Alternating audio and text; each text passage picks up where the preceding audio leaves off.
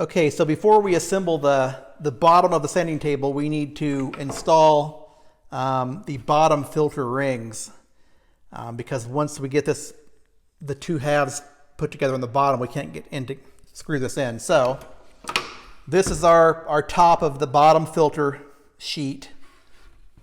We'll flip it over, and we need to draw a line on here that will be the edge of our center dust chute spacer, whatever you want to call it. I know that's 14.5 from this edge, so the 3/4 inch piece will be on that side of the line. So I'm going to go ahead and draw.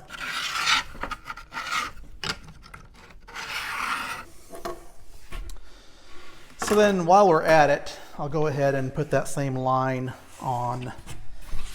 This is going to be the bottom. This is the very bottom, VB. So we want that same line on this side here for our alignment. So that is 14.5.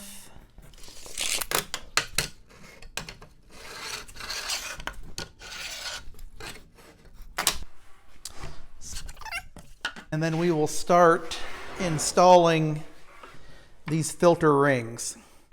Now, those are just going to go fit into these holes. And just going to be flush, maybe a little bit down from the top, or what's actually going to be the bottom. And then we're going to screw it onto the plywood. And I'm going to use this screw here. It's one of my favorite. It's called the Truss head screw. It's got a super sharp point, and it's a self-tapping screw. And the underside of the head is flat, so it works perfect for attaching this plastic to the plywood. It'll be down about halfway, 3/8 of an inch or so.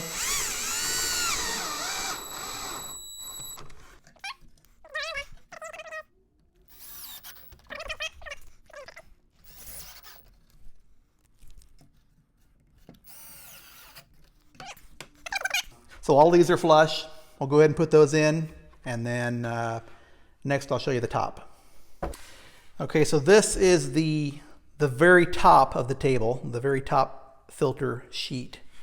And we put that 1/8 inch round over on the top of this, and that's just to keep, make that a nice looking edge, make it look neat. So these filter rings will be pointing down.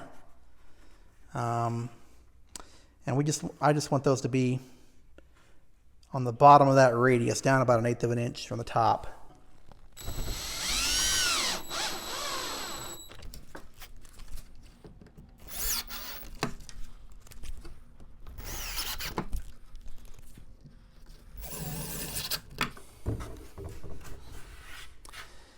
And although this sheet was marked by drilling a hole through the other top piece, I went ahead and put these crosshair marks on there just because I'm kind of weird about my screws being all in the same place, being symmetrical. So I put those marks on there just so I could keep my screws even around here. So yeah, just keep on going down the line doing that.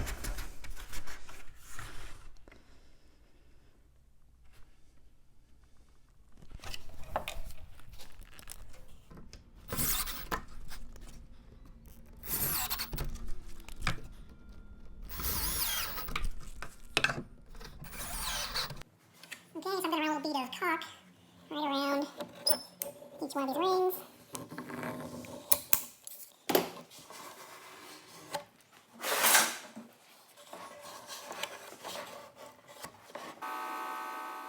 So I'm using some 1.5 by 1/2 inch thick hard maple to put an edge band around the top filter sheet, with the top of it being flush with the top of the table and 3/4 of an inch sticking down. And this will just give us a nice hard wearing edge on the edge of the table, and make it a little more durable, and it'll hide that edge.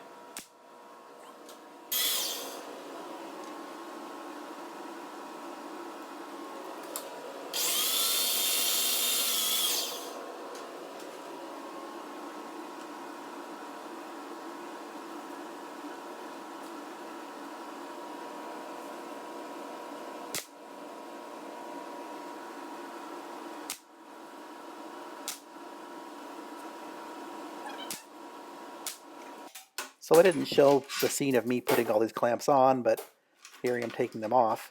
I just did that to tighten up that edge band a little bit, make a little bit nicer joint. So whenever I put on a solid wood edge band, I usually leave it up about a 30-second or so from the face of the plywood, and then come back with a flush trim router to clean it up.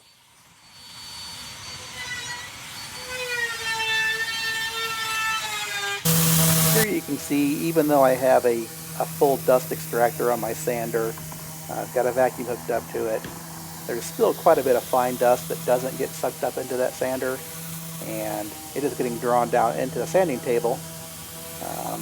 Basic rule of dust collection is you want to collect that fine dust as close as possible to the source so you don't have to breathe it. I normally do all my routing on top of the sanding table, and I usually leave it on just as a general shop air filter.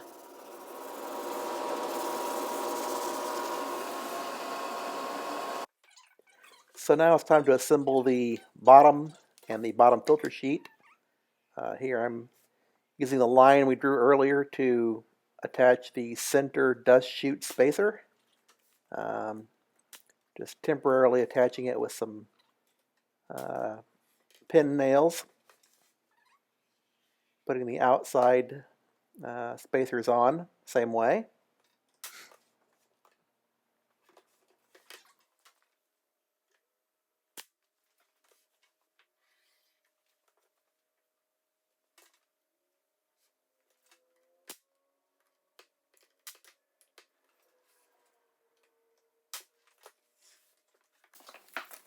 So now I'm putting some screws in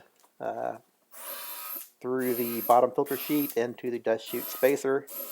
I don't know why I put so many screws in this thing. Probably could have got by with 4 on that length, but I guess I tend to overscrew things. Flip it over, and same thing to the bottom sheet.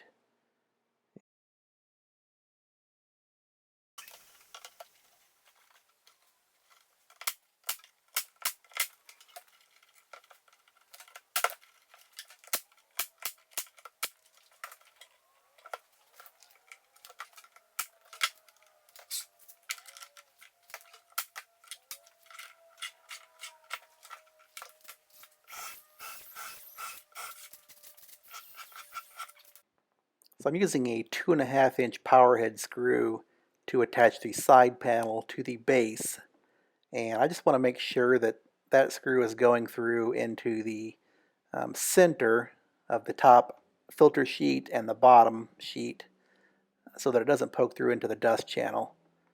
So I'm going to be laying out those and pre-drilling those holes. Bottom one's like 3/8 up, and then 5 1/8 up. I've got all those dimensions on the plans that I have. I'm using 10 screws in the side to hold it together.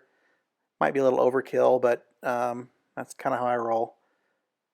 So pre-drilling all these holes, and then we'll get ready to attach that to the side of the base.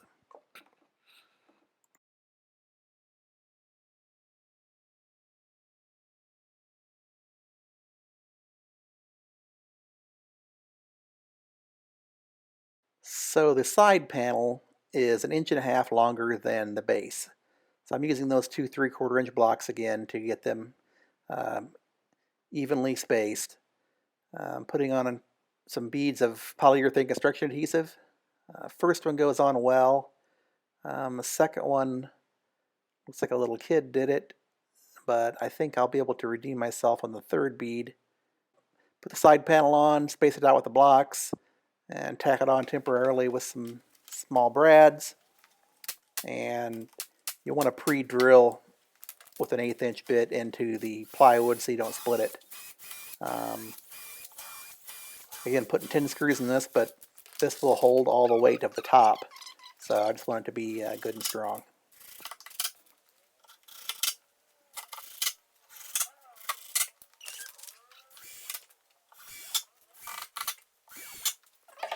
So I'm putting a plywood stretcher across the end on each end of the cabinet.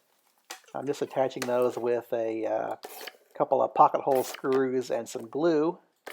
And those will set back 3/4 of an inch from the end of the side panel to line up with the bottom filter sheet.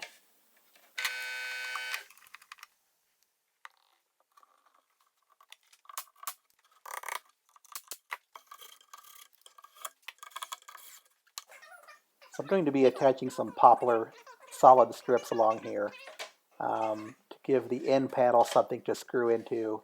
The end panel is going to be inset even with the ends of the side panels.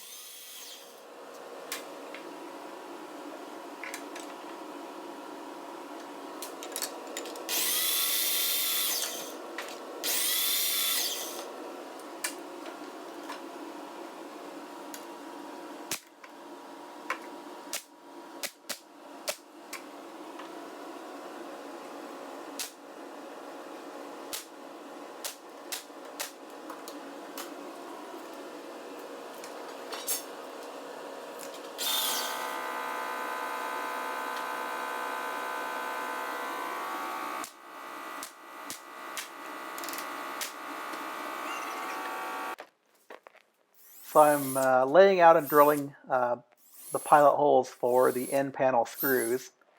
Just using this 1/16 inch bit to mark them.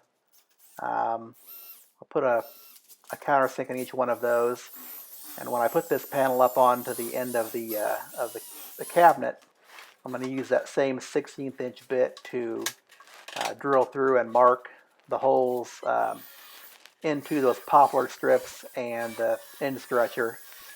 So get everything lined up correctly. I'm using 1.5" power head screws to attach this upper end panel, and I just like those because you can pull everything up tight and they don't damage the veneer on the plywood. Okay, so that's the end of part 2. If you want to, take a little break and make sure you watch part 3, where I will be installing the fan, the filters, and some of the final hardware.